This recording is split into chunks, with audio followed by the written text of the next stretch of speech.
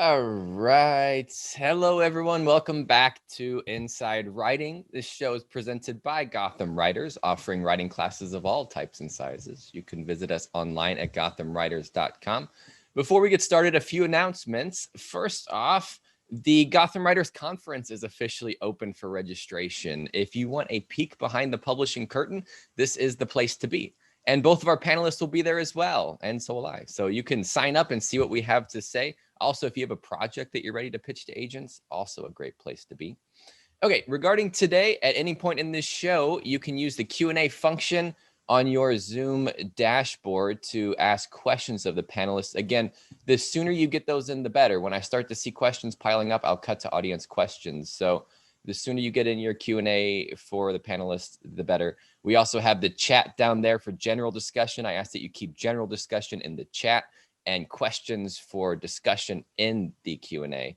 And lastly, if you want to get caught up on any episodes of Inside Writing, you can find us on Gotham Writers YouTube channel or any major podcasting platform. And while you're there, please like us, subscribe, leave a review. It helps spread the word that we're out there. Now then, on to the subject matter of the day. We're going to be talking about publishing advances.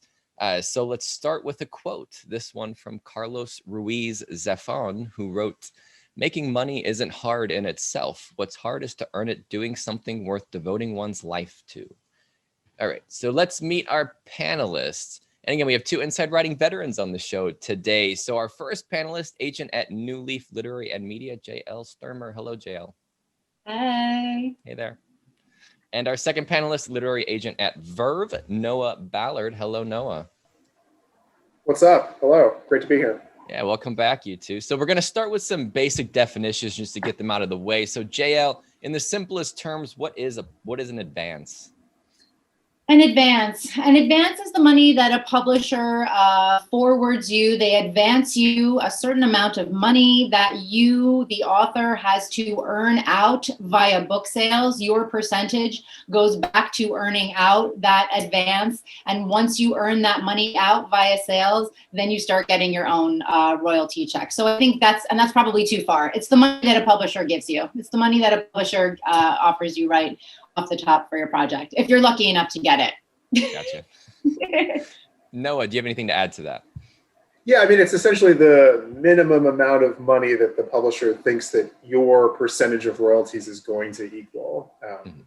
And yeah, is the money you see up front. If you're a nonfiction writer, it's the money that you're given to go out and do the thing you're going to do that you've proposed. For a fiction writer, it is the sort of reason that you slaved on all these drafts of this manuscript that you've been working on, and it sort of keeps you going leading up to publication. So Noah, what are royalties then? So royalties, sort of complicated, but so royalties are based on how much a book sells for, and then how much of that money is allocated to the bookseller, the publisher, and the author themselves. So if you look at the back of your average hardcover book put out by a major publisher, it's probably around $28. And then, so most publishers will say, okay, from that $28 that you buy from Barnes & Noble or from Amazon or whatever local indie that you shop at, a percentage of that is considered the author's share. And the royalty that most major publishers charge is based on the list price. So you will always participate at 10 or 12 or 15% of that $28, regardless of what the discount is for the actual book and how much the buyer is actually spending on that book. And there's, of course, a couple of asterisks there about high discount and sharp discounts and stuff like that. But for the most part, for a $28 book, the author's getting like $3 towards the advance that they were given to slowly earn that money back. And then anything over that is money in their pocket. JL, do you have anything to add to that about royalties? No, that was fairly succinct. I mean, I think the main thing that people want to know here is like, how much am I getting, and like how does it affect me? And sometimes it's quite sobering to know that your percentage is 10 or 12% or 15%. That's the deal when you work with a publisher. But no, I feel like Noah covered it really well. Okay. So I want to spend most of the show talking about advances and how those are calculated. So Noah, I want to start with you here. Does genre of the book matter when it comes to calculating an advance, and how much does it matter? I would say yes and no. I mean, each space that one publishes into has its own sort of commercial thing that goes along with it. And so if you're publishing, say, a book club fiction novel, that has a higher commercial appeal than a more literary short story collection, for example. So while you may get six figures plus for this beach read, book club fiction, whatever it is, it may be more in like the five figures for something that's considered more literary. And that, getting into different spaces as well, when it comes to books that are like sold in series, like romance, or even books for kids that are sort of, the whole success is sort of how well did these 3 to 5 books sell? The per book advance is going to be lower, but the whole thing is going to probably be a larger amount of money, hoping that the series does take off, but not bankrupting the publisher if it doesn't. Mm-hmm. JL, anything to add to that as far as how much genre matters? Sure. I mean, I think for me, when I first started working at New Leaf was predominantly, YA fiction, a lot of fantasy, a lot of genre fiction, and my mainstay is adult nonfiction. So when I first started working at New Leaf, my colleagues were doing these incredible 6-figure deals. They were really kind of churning it out. And as Noah was saying, nonfiction can be you can definitely hit it like that. But it is, having a dedicated fan base to a certain character or genre, means a lot more books are being sold. That means that you can get a higher advance. So I think it is, in alignment with, how commercial is your idea, to the point about literary, a smaller audience usually yields a little bit of a smaller advance. Not that there isn't room for growth, but I do think that you see a variance. Mm. And one thing to add to the advance, and I'm happy to focus on that, through the conversation today, but the advance is just the money you see up front. So in a lot of cases, while there are those humongous blockbuster sales up front where, the author participates in 6 or 7 figures, the books that really make a movement or really dictate what is commercial are oftentimes books that, sold for $50,000 and then performed way more than anyone thought they would. And the real money to be made for authors and for agents is through those royalties once the advance is earned out. That's how you kind of make a career. It's not from the sort of front list advance sale, but it's, this book had a 20-year life on it, so we can all kind of, live on that money. Mm-hmm. And I want to get back in. Oh, sorry. I was just going to say that's a really good point. And that is what we're kind of gearing towards, because that has some kind of longevity, and different agents approach things differently too. I mean, some people want big advances and that's what they're about. And then other people, you want to kind of have a balance, right? But I do think that's a good point. Yeah.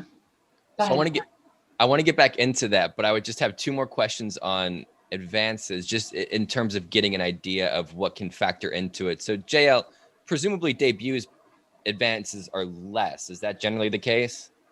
I mean, it can be. I mean, I think a lot of it is contingent upon what your platform looks like. What are you bringing to the table? And I think it's different for fiction and for nonfiction. I think you can cultivate these days. You can cultivate a fan base even when you're working in certain genre fiction. Whether it is on social media, or you're posting your stuff at different websites, different platforms that people are kind of gravitating towards you, and you can show that, and that can get it advance up. Also, how many editors are interested in it? If you send something out and you got a lot of different editors interested, then you have some leverage, and then you can kind of work those angles. So debut can be one of the most exciting things that an editor can see based on what you're bringing to the table and how we're able to position it. Mm-hmm. Right, because there is no track record for a debut, especially for debut fiction. Oftentimes, I would say the spectrum for the amount of money you can expect on a debut novel is so much wider than even a successful second or third novel, because you kind of know where that person's going to land. Like if their debut novel sold 50,000 copies, it's the question of, okay, can we expect to sell at least 50,000 more copies of the second book? Will it get bigger? Can we build this person? Or are you going to see like a fall off there? Like, is it going to be less because like this book was the biggest thing they're going to do and everything else is sort of going to go downhill from there? So that's part of the calculation. But the more numbers you have in front of you, the more track record you have, the easier it is to kind of, tailor expectations and temper expectations. Whereas with a debut novel, like that's why you see some of these crazy sales happen, is because there's no track record. And if there's 10 other people interested, then those numbers get a little crazy. So Noah, would you say that it's hard to say, this is not really a black and white question, but is it better to get a small advance in some cases? With certain caveats and asterisks, I would say yes. For the way I do business, I think it makes more sense if you want your career to be as an author of books, especially in the fiction space. It's better to go with the editor and the publishing company that you feel like is going to be most passionate about your work. Because ultimately, no matter what kind of money you got up front, that doesn't guarantee sales. What guarantees, that push being made for your work is collaborators on the inside of that publishing company that really champion, getting the word out about you and the work that you've done. I think we've seen a lot of cases where debut novels were bought for 7 figures and they were considered crushing failures because they only sold 200,000 copies. And like, that wasn't what the publisher wanted it to do. And then those people either have to relocate houses for much smaller advances, or some of them just like, that's it. And you like, don't hear from them again. That being said, someone offers you $1 million for a novel that you wrote, like take that money. But ultimately, I think you have to kind of, and that's sort of the role of the agent here, and Jay, I'll definitely correct me here, but like seeing the track and the trajectory of one's career, like starting at a reasonable advance that can be recouped so you can keep writing, oftentimes equals more money long-term than just like one 6 or 7 figure advance that you will never earn back. I totally agree with that. And that's my, I think that the pressure comes when you start to see like, what are your friends doing? What are other people getting? And like the momentum of people getting excited about that kind of stuff and dreaming of that, it's a real kind of thing to contend with. But I think for career track, because once you're out there and once you have a career track, like it could be great or it could be iffy, and then you kind of have to navigate. But I think I am an advocate for smaller advances because you can earn it out more quickly. And I think that that's also related to the experience that I've had regarding maybe kind of niche adult nonfiction things, that I do tell people that like, you're at the beginning of this movement. This is a new idea. You're an expert in this space. And like your platform is going to continue to grow, as is this topic that we're talking about. So, the idea to kind of have that be that first book and to be, the go-to for a certain subject matter, like sometimes it happens, you get less money up front. So I think that there are pros and cons to each, but I agree for a steady, it's better to earn out a smaller advance and show that you have some kind of good track record, and then just kind of, grow from there. But yeah, if somebody offers you $1 million, like, what are you gonna do? You're gonna take a trip. So yeah. So JL, would you say that it's damaging for a career if you get a big advance and don't earn it out?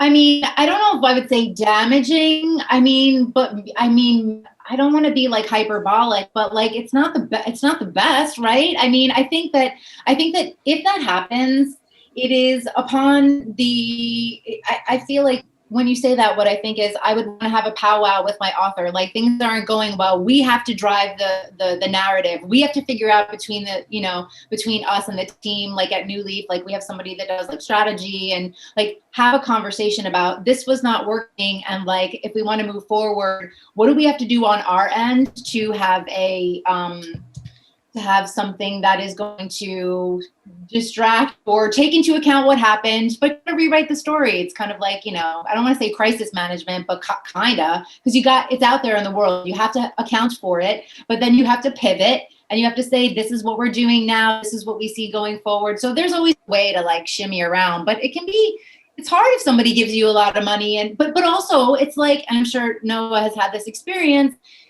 Sometimes the publisher pays you a lot of money and then they don't do their due diligence on the back end, and they don't spend enough money on marketing, and they don't really put their back into it in the way that they should to kind of compensate for the advance that they got, and then they want to blame it on you. So it's like, it's a delicate dance that we do. Noah's laughing. You've had this right? Like it happens. It happens. For sure. Yeah. No, and I think it's, because keep in mind too, there's of course the financial prospect and there's the financial arrangement there, but it's also about building, if you want to be a long-term author, there's about building a relationship there. So I see more benefit to being, and it's almost like more sympathetic in the marketplace too, to be a breakout surprise hit than it is to be a colossal failure of, having this huge advance and like having everybody in the industry talk about you for 6 months. And then, I don't know, I almost think that maybe this is not, super nice to say, but I almost think that people are rooting against those bigger books too, because it proves this larger point of like, you paid all this money, publisher, for this book, and then like, what are you going to do to make it work?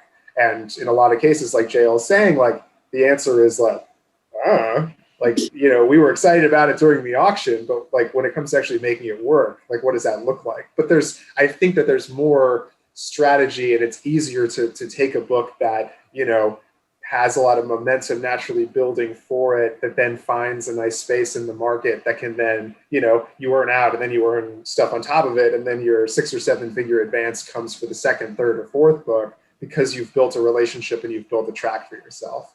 But yeah, I think behind all of these, splashy 7-figure sales stories, there's something that like is not maybe that great for somebody, whether that is, the relationship between the publisher and the author themselves, whether it was the author then has to move to a different house, publishing house, or maybe actual house, if you have that much money. But then, yeah, there is that pivoting that has to happen, which is definitely not like the place of strength you want to be in if you succeeded and went past expectations. Noah, do agents haggle over advances? Like if you get a number back that you don't like, is that something you'll go to bat for, or is it just kind of whatever they say is what goes? No, that's my job. No matter what comes in, we say, that's too low. Give me something better. Yeah, and that's, and certainly different agents have different ways of doing business. For me, though, like the offer that comes in initially is a starting place, and I think most publishers know that. And then depending on the weather and depending on who else sort of comes to the table, that's how you find yourself in an auction situation. JL, anything to add to that about if you get an advance that you don't agree with? Yeah, I was looking on the bottom of my screen for the reaction button, but I didn't see it because I was gonna put like a party sign or like a thumbs up or like yeah, of course. That's really our job as agents. And as Noah said, like whatever the first offer is, not unless somebody says this is, I'm just telling you, this is all we can do, and somebody would say that beforehand, but it's rare that happens. Like that's our job is to haggle, as you say, because we know that there's room for improvement. And so, yes. Have you ever gotten an advance that you felt was too much? Does that ever happen, or do you just kind of roll with it? That's never happened to me. I'm open to it. I don't know what it would look like, but that's never happened to me. That's never happened to me, but I definitely have been in the situation where there have been offers that are close, and I've advised a client to take ultimately what was the lower offer because I liked the publisher better and I liked the editor's vision better. But that was the case of like being off by a couple $1,000s. It wasn't, it wasn't apples and oranges. So when a book, Noah, you mentioned the momentum that a book has, and I'm sure this is not an easy question to answer. Where does that momentum come from? What can the author be doing to build momentum? That's interesting, and I think that's the big question that all publishers and agents would love to figure out. Because I think it's first important to acknowledge like the dual economies that are happening. So there's the economy of me selling a book to an editor who's competing with their pool of other people that they work adjacent to. So there's like the economy of, oh, Noah has this flashy book that we all want, and like let's get into an auction for that. And then there's the economy of the publisher selling the book to bookstores, to accounts, and then to readers. And I think that there's oftentimes a very little correlation between my economy and the reader economy. So keeping in mind that I think a lot of publishers like to lean on the fact that, and I think it's perpetuated by the way in which deals are reported, but they want to make the deal itself kind of the focal point for the early buzz for something. And I think we've seen time and time again, the books that people have trouble talking about beyond the fact that they paid a lot of money for them are the books that like are not going to hit readers because like they don't care about that. But when you find more and more the ease with which people are talking about books, I find that like you kind of know that like, oh, if you can get this down to a couple words, maybe even a sentence of like, oh, that sounds great. I think you saw that very quickly for like Where the Crawdads Sing, for example. Like not the splashiest of sales, but like once we kind of had like a couple of buzzwords about the author and her backgrounds, and then like what the book was itself, like it was like, I feel like people are going to talk about this. I think the same thing happened for Three Women as well. Like once you sort of had that line of like, oh, it's about three women who are going through like these various cases that are sort of, symbolic for a larger American crisis. And then you have, a journalist who's been working on this for like 10 plus years. The sale itself was not what was compelling about it. It was the pitch for the book. And I think that's what we try to focus on, especially as agents, like really keeping the pitch for the book front and center, not the economy around it.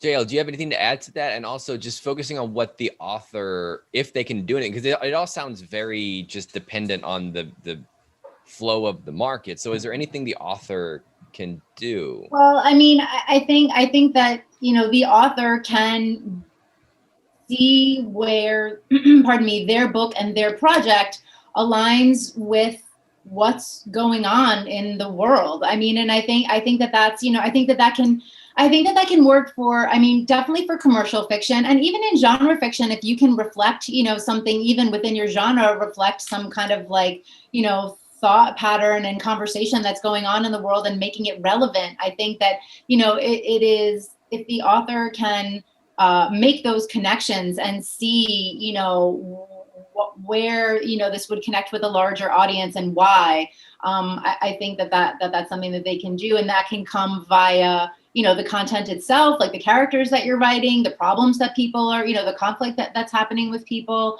I feel like there's always like a spate of dating books, written about, like guys that won't commit, or, like whatever is kind of happening in, in the world, like having a fictionalized version of that, I think can be appealing to people who are looking for, commercial fiction. And again, anything that's kind of talking about, race, or, just we have a very wide variety of subjects right now that people can write about. So I think that showing, and this, pardon me, goes for nonfiction as well, showing why your book is relevant now. Why are people going to want to read your book now? And I think that making those connections for the agent, who can then help get the pitch together and then inform, using that pitch and informing the editor so that they can hopefully pass it on to the rest of their team and do the behind the scenes work that we were talking about earlier. Like it's the momentum comes from the author. I gotta tell you, like the momentum comes from the author. And I'm having this reaction right now because there's a really nice person who I've been in kind of casual conversation with, who keeps coming back to me and being like, I don't know what I want to write. I don't know what I want to write. And I'm kind of like, dude, like you got to figure that out. And you have to be really excited about it, because I'm down to get excited. Like I'm here for the excitement, but like you can't be asking me what you should write because you think I'm an agent and I know what's going on in the world. I have the same access that you have, to be honest, at this point in time. So it's up to you to kind of, get that momentum going in the aforementioned ways. Was that helpful? Yes, it was. No, anything to add to that? No, I think that's really smart because like no one's going to be more excited about your book than you are. We're just fine. I think the role of an agent is really just finding opportunities for an author to succeed. But without that initial nugget of an idea and that passion, especially I think in nonfiction, because you're going to have to talk about this thing for months and months and months, if not years. God forbid the book really works, you're going to talk about it for the rest of your life. So really being excited about that, is really, I think, the core of where, the inevitable marketing and publicity campaign comes from. And then our jobs is to sort of take your raw passion about that and find a compelling pitch that can then be regurgitated and, iterated over and over again, to the publisher, to the various teams there, and then to the booksellers and the readers. So JL, we've mentioned this phrase earning out a few times. What does that mean and how important is it? So earning out is, it's in regards to your advance, which is that initial money that you get upon having a book deal. And what you're looking to do is, your percentage of the royalties.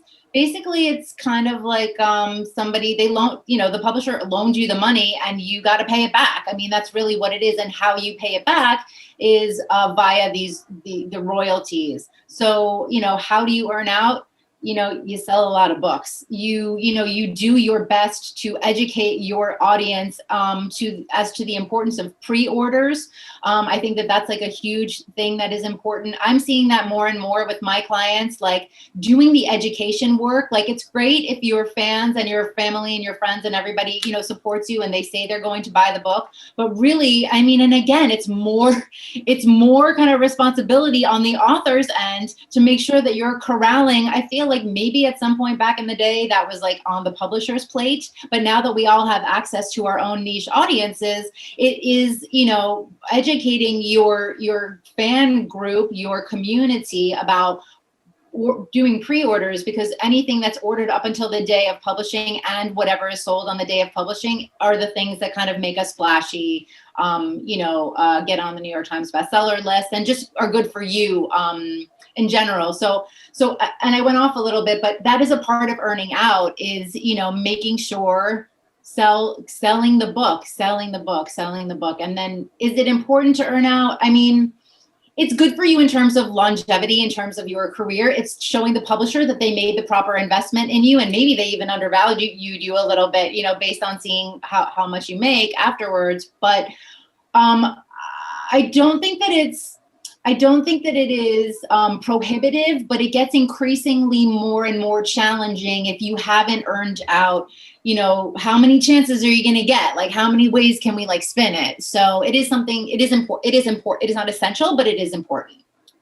And keep in mind too that you don't have to pay back the advance, no matter how horribly your book does. I had a client call me in tears once, being like, I just got my first royalty statement and I owe $60,000 and I don't have it. And I was like, you don't have to pay that back. It's yours, keep it. So that's one thing to keep in mind. You don't have to pay it back. Yeah. The other thing is that because the publisher, your royalty share is 10, 12.5 or 15%, but the publisher's percentage is 50%. So keep in mind that they make money before you make money. So there are books out there that have not earned out that are successful for the publisher because they've paid back the $100,000 or whatever they've paid you faster than you've earned out that percentage. So keep in mind too that, there's the famous Andrew Wiley quote of the most successful authors never earn out because the advance was at such a great rate that the publisher made money and the author made money, but it never earned more than that. So keep that in mind too when you're doing the math in your head, that they're participating at about half the list price. How often would you say authors don't earn out? Is it fairly common or does it never happen? I'd say for most of the time, the authors do not earn out. It's common. I think it's very common for authors not to earn out. It's the vast majority of books, I would say. Okay. But that's not to say that they're not successful. You don't necessarily have to earn out to be successful and to then have another book. Mm-hmm. So I want to get on this notion of being a full-time writer, since this is something that so many people have as a goal.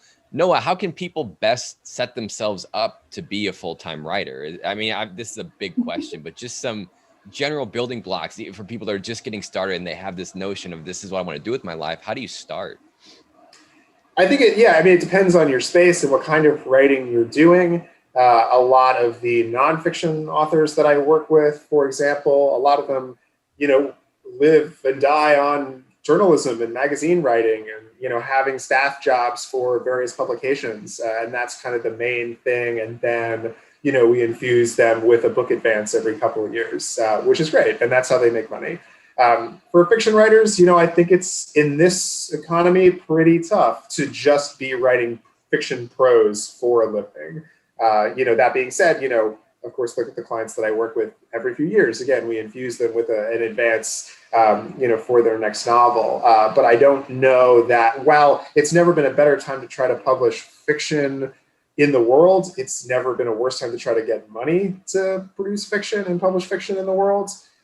So that can be a challenge. A lot of the fiction writers that I work with are professors at universities, or they have some totally unrelated job. What's been fun about the move that I made from just a straight literary agency, Curtis Brown, to Verve, which is more of a talent agency, is that we're now finding opportunities for some of those fiction writers to work in other mediums. So to pick up TV staffing jobs, or to take a pass at a movie script that needs, a polish or something like that. So there are opportunities. There's never been more creative media being pushed around to various streamers and channels and movies and all of that kind of stuff, podcasts, reality, you name it. There's people looking for creative people to do that. But I think it is, in this day and age, really about diversifying your portfolio of work. I think it is worth sitting down over that, couple of weeks or couple of months and writing that pilot or writing that spec script or, pitching that podcast or whatever it happens to be, that you can not lean totally on the advance for a book or the idea that the New Yorker is going to pay you $10,000 for your short story, because that economy is not one that I think that props up a lot of people. JL, what about you? For people that want to be full-time writers, what would you suggest? I mean, and I have a lot of nonfiction clients as well, who are journalists. I love working with journalists for a variety of reasons, and one of which is they're doing other stuff, right? So I mean, you don't want to call your agent and be like, I can't pay my rent, because we're kind of it fluctuates so much. It's such kind of a long game, situation. I think, not only to maintain, your own sanity, but just to kind of flow your creative energy in the way that you want it to, which is not being worried about money. You want to be able to write the thing that you want to write in the way that you want to write it, and stressing about money all the time is not going to help you. I mean, I don't think, maybe it helps you, but I don't think that it's very helpful. So I think that, having another job and figuring out, plotting, planning. I think that all those suggestions that Noah made are good in terms of if you're writing, seeking other opportunities. But I think that just not putting all of your eggs in one basket, I think that is an important, and maybe at some point you will be able to, but I think that it is actually more gratifying to have a lot of burners going. So when something pops, and then when you leave it alone, it's cooking, and then when it's ready, it's probably better just for the flow of your energy. But it's hard to just only, especially in the beginning, to just earn all of your income from writing. Noah, do you think it's easier for fiction writers or for nonfiction writers versus fiction writers, or is there a difference there? In terms of making money? Yeah, in terms of making money and in terms of doing this full time. Like I said, I mean, I think there are ample opportunities on both sides of it. I think the nonfiction's a little bit more streamlined. For pitching a story to a magazine or pitching something to a newspaper or working for a website, there have never been, as, major media is consolidating, there still have never been more outlets for which you can be a writer. I think for fiction, you have to get a little bit more crafty. You have to think of yourself not simply as a fiction writer, but as a creator of content, and figuring out, okay, is this a book? And is the book the best use of my time at this moment? Especially if you're under contract for something already, maybe this cool idea that you have for this sci-fi story is better as a script, or is better as, something on like for an audio original or something like that, which is a huge market. I think there are, and that's, part of my job is collaborating with my clients, being like, I love this idea for this, but since like we're already kind of running up to the publication of something else, of course you'll have like the option book that you'll want to send, but like maybe in the short term, if you're worried about like making money over the next 6 months, like maybe we, think about you occupying a different space for this kind of storytelling. And I think you see more and more, the big fiction writers out there are finding success, even if they're not getting things produced, they are, they have their foot in Hollywood, or they have their foot in, stage adaptations, or they have their foot in the audio game, or whatever it happens to be. But I think for fiction, you need to sort of allow yourself to be more of a creative force outside of just prose writing. JL, do you have anything to add? No, I got so into what Noah was saying, I forgot what the question was. What was the question? It's just the difference between fiction and nonfiction. Oh yeah, no. Actually, I was thinking of something and then I let it go. Which was, a lot of people are in, if you're an expert in your field and you're an influencer, I think there are a lot of other revenue streams that you can have, in terms of like, what are you doing on IG? Are you doing kind of like sponsored posts? Like a lot of people that I work with, either they're journalists or they're spokespeople for a specific, cause. So I think that working in an industry that is aligned with the book that you're writing too is like very, like that's also very good for your book too, because you're building your platform. So I do feel like for nonfiction, it is a little bit easier. But yeah, that's it. Gotcha. Yeah. So I want to get to audience questions because we've got so many coming in here. I want to make sure I get to as many as I can. So JL, let's start with you. When earning out, is there a standard payout rate or how much each book counts for?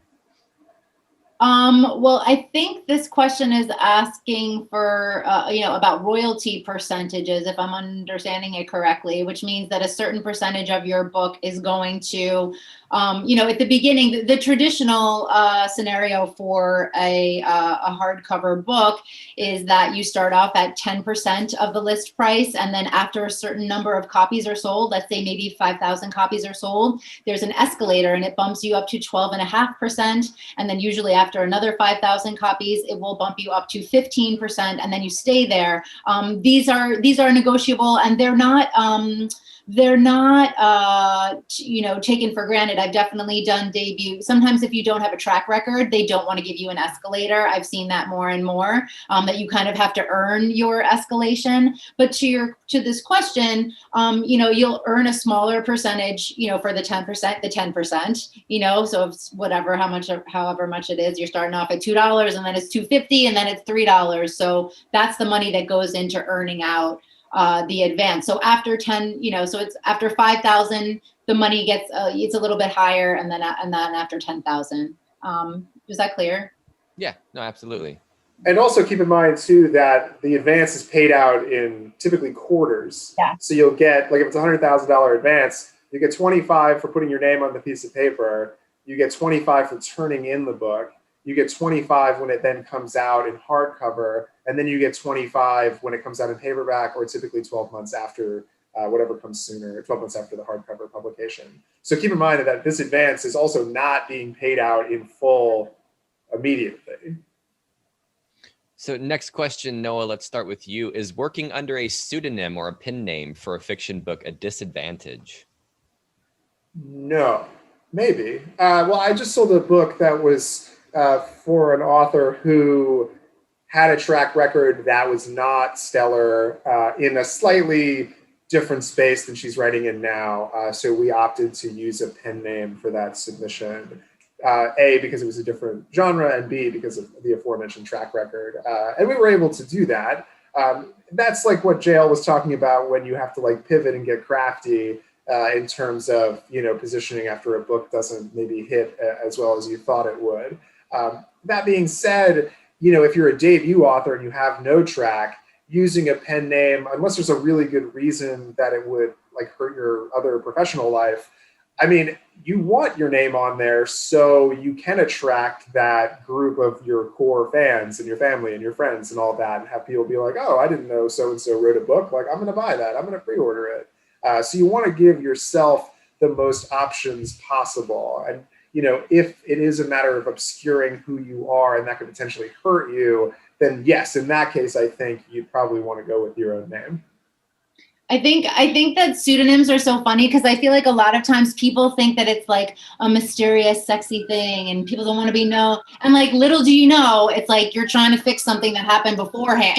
Like it's not, I don't think it's as glamorous as people think it is. And sometimes I find, people want to use pseudonyms maybe because they haven't even they're like afraid of their own work. You know what I mean? Like they're not even ready to like fully represent in terms of what it is that they're writing. Like I find the discussion of pseudonyms so fascinating because it comes up on a regular basis.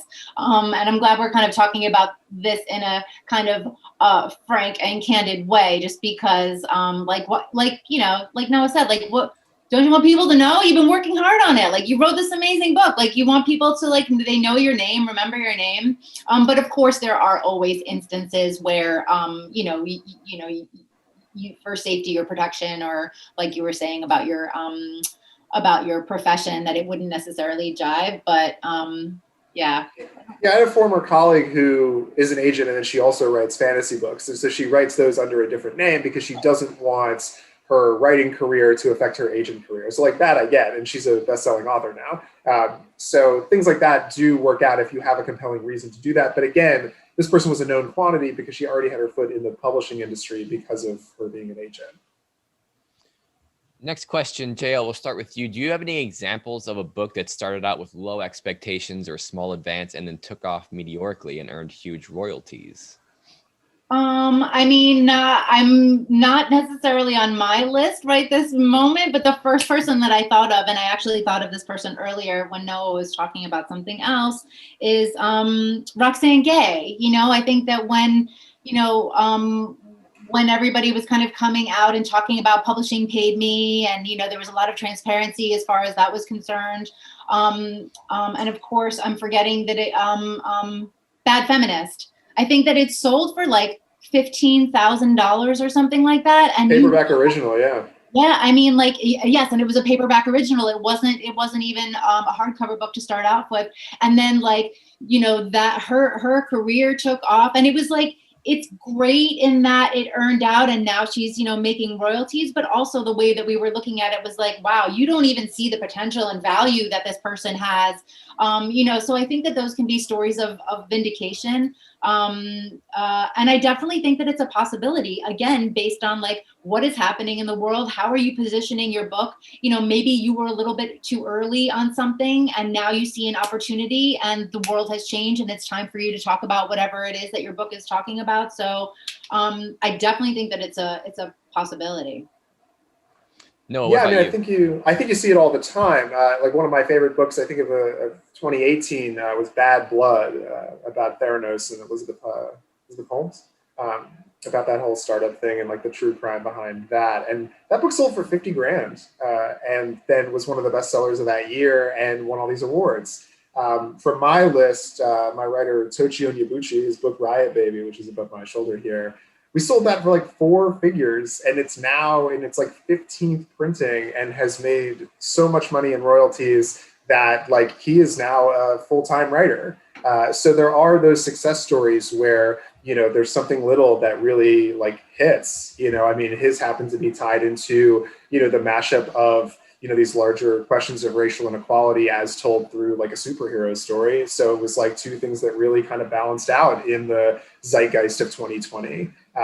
But yeah, so it's really about being in that moment. But then we negotiated the royalties and the contract in a way that if the book did hit, he would thrive. And so that's what he's doing now. And then again, he's one of those people who's now exploring different mediums in order to make more money and to increase his profile as a writer.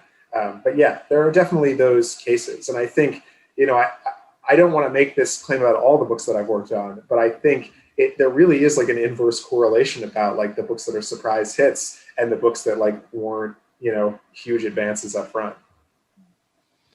All right, so questions are coming in hard and fast. So I'm going to try to get to as many of these as I can. Noah, you mentioned an auction. What does it mean when a book goes to auction?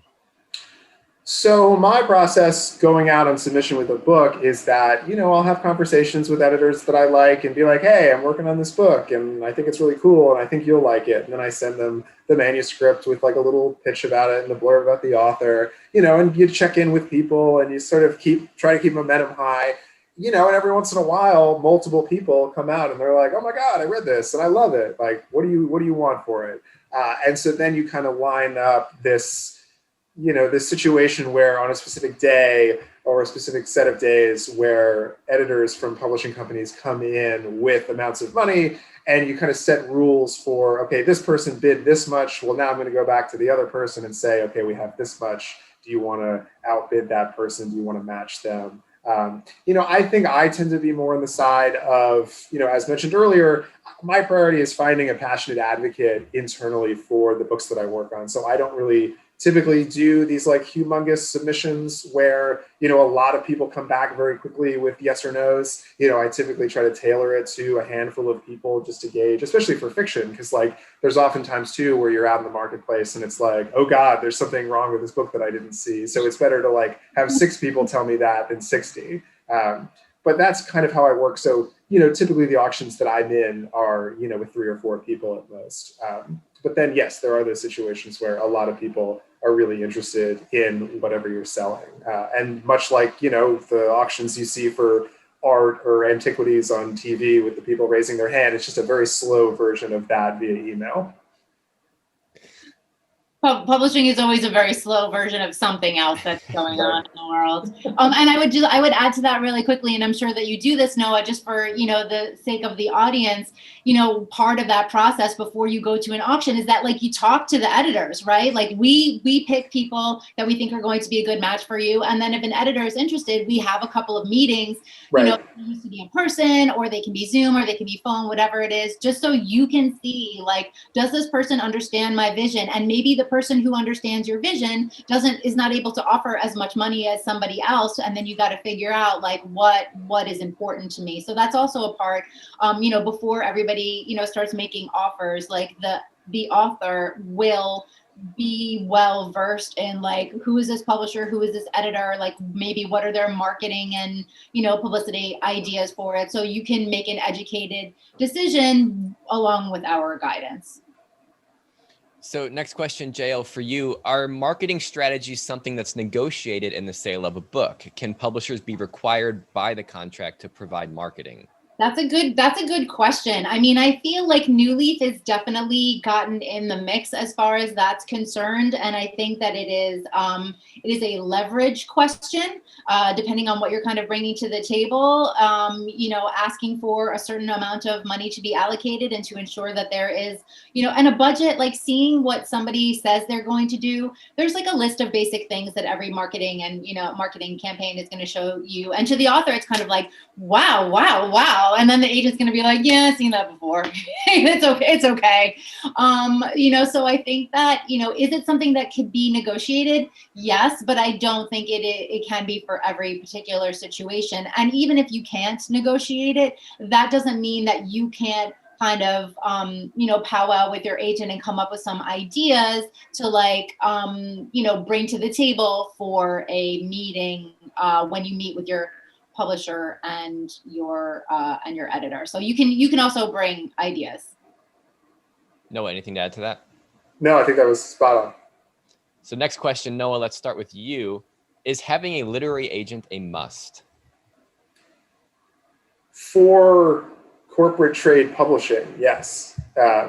Even if, and I've known editors to do this too, even if an editor is specifically tracking someone that they want to do a book with, 99% of the time before they even make contact with that person or slightly thereafter, they'll loop in an agent just to, grease the wheels a little bit. But yeah, I mean, I think the agent is there to kind of be that tour guide that JL's talking about, of being like, oh, I know you're really excited about this national podcast campaign that this publisher claims that they're going to do on your behalf. But like, you got to know that like they put this on every PDF that they send to every author that they've ever tried to work with. So like having that perspective there to have them to help you navigate this process, I think we're worth our commission in that way. And typically we're worth our commission in our ability to take that first offer that we talked about and say like, no, you're going to pay me way more than that, or I'm going to go to somebody else.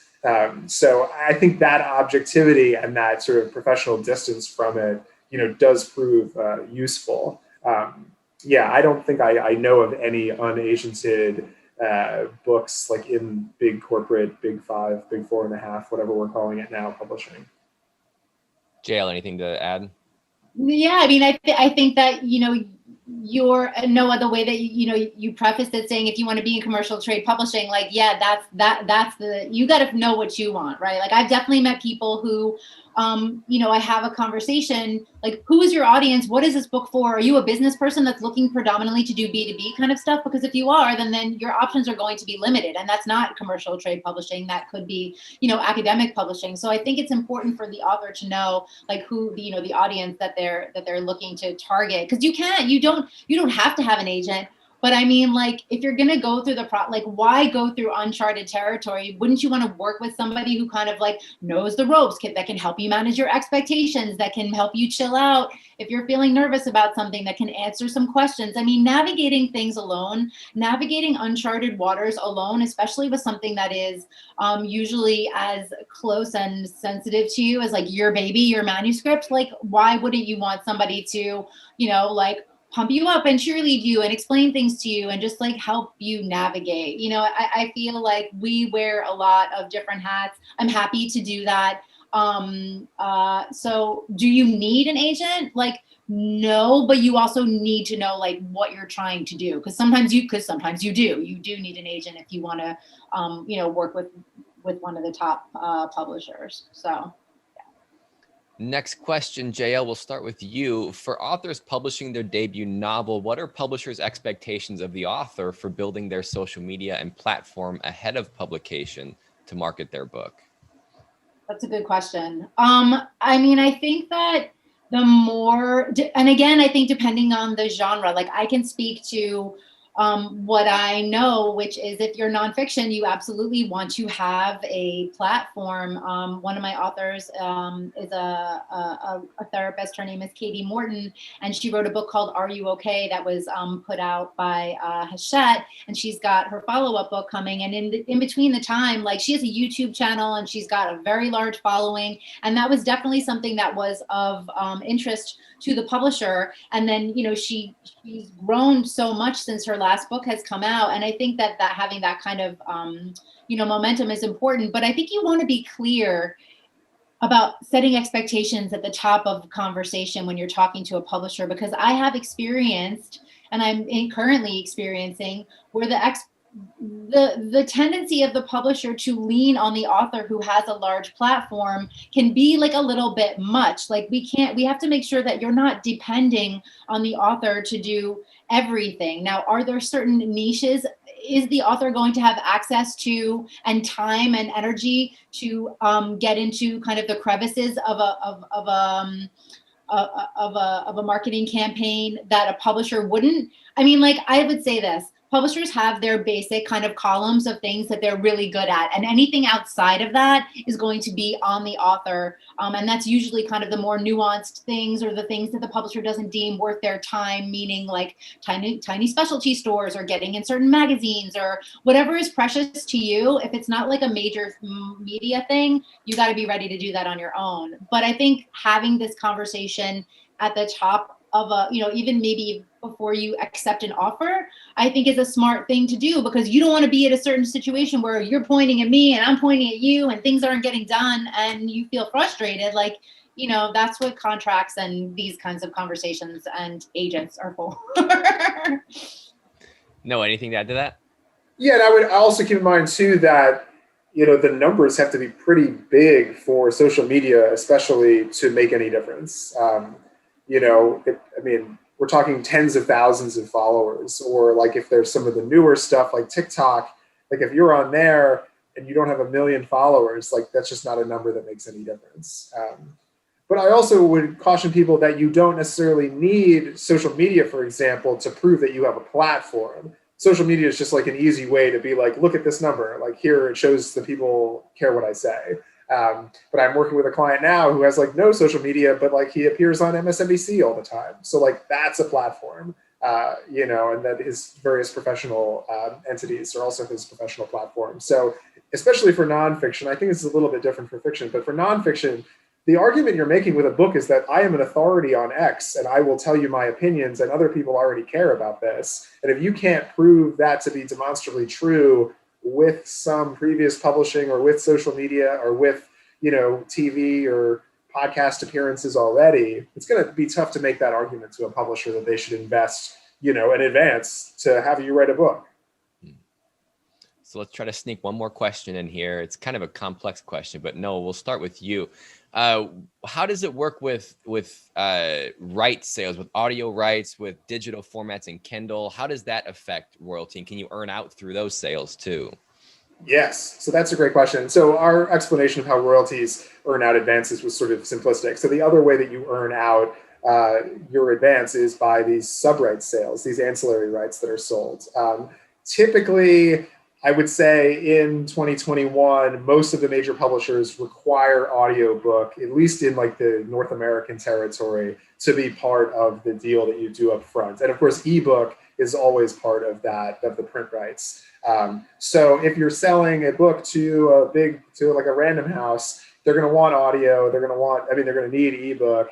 And then when you figure out what the territory is for the book, that's also a way you can make money, both against the advance and also for yourself. So and this comes into like how competitive the situation is, but a lot of times the agent is trying to whittle the deal down to the smallest amount of geographic territory possible. So like the ideal is like the United States only, like that's what you have. And then I can go out and sell the book to Canada and to Europe in every different language. And you do it by both language and by geographic territory. So I can sell English rights in Australia and New Zealand. I can sell Spanish rights in Mexico and South America, and then a different edition in Spain, stuff like that. But if it turns out to be a world rights deal with Random House US, then they are the ones who are going to be selling those translation rights and those ancillary rights to other territories. And so all the money that they have come in from that, a percentage of it will then go against your advance as if it was a royalty.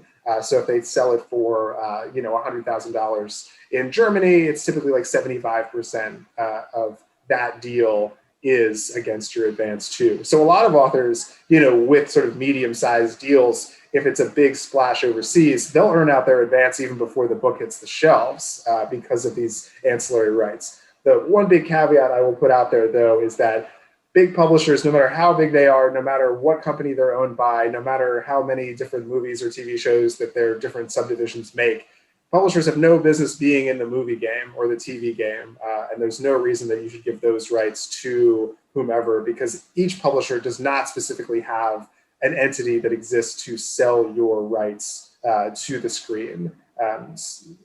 They will only sell it if like interest comes to them. So 100% of the time, I would never include that in a deal with a US publisher or with any publisher. JL, do you have anything to add to that? I'm just impressed that you like wrapped that up like that. That was fantastic. Well, I only had 3 minutes, so I had to do my best. You covered all the bases. And in addition to, and just kind of piggybacking off of your last point, like a book publisher is a book publisher. They're not Hollywood. They don't know how to make movies. Like, they don't need those rights. They can benefit if a movie is made, then they can sell more books. They can get, you can do a new cover.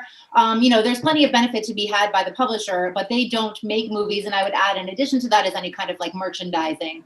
There's some rights that we always reserve in order to be able to exploit in other ways. But I feel like that was a wonderful like 2 minutes. Do the advanced dance here. I was like, wow, yes. So very last thing before I let y'all go, I want to give you a chance to promote. As all good agents do, you have your clients' books behind you. So if you have any books coming out that you want to promote, and as well tell people how they can pitch you or where they can find you. So Noah, let's start with you, and JL will give you final word. Sure. Yeah. The 4 books that I have just coming out here are Sidelined by Julie DeCaro, where she sort of looks at through the lens of sports about how women are treated in this country and different workplace things. Really, really great. She's done some awesome podcast tours and some awesome radio stuff lately. She's really cool. She's an editor for Deadspin. Jordan Farmer's The Poison Flood is a thriller set in Appalachia about this musician who gets wrapped up in witnessing a murder by the son of a chemical magnate. Riot Baby, as mentioned, Toshio Yabuchi, and the performance by Claire Thomas is about three women sitting in a performance of a Beckett play, sort of thinking about their lives and coming to these major realizations as some forest fires rage outside. Very compelling, very easy read. Oh, and then if people want to find me, I'm at Noah Ballard on Twitter, and you can find how to query me on there. JL, how about you? I don't have my display up like Noah does, but this is what is coming out soon. This is called Counting Down with You. It is coming out in a couple of weeks. Its Own Voices YA. Very excited about it. And the next month in June, this is Better Together by Christine Riccio. It's cool. It's going to have these are the arcs. They're going to be hardcover books again. YA fiction coming out from Wednesday Books. And then also this is called Turning Point. This is a nonfiction book about the ballet world and how it kind of needs to get up to speed in terms of inclusivity and things of that nature. This is Chloe Angel. She is a journalist who writes for Glamour magazine and a bunch of other publications. They all have a similar color scheme too. JL Stermer at New Leaf Literary. You can figure out how to query me from there. I am JL Lit on Instagram. I'm kind of like a lurker on Twitter, but I'm not really on there that much. So that's me. All right. So for all of our listeners, thank you for being here. We are back next week. We're going to be talking about freelancing. So what that whole schematic looks like. JL, Noah, thank you both so much for being here again. It was wonderful. Love being with you guys. Thanks, Josh. Yeah, absolutely. We'll see you all next week. Sounds good. Bye, everybody.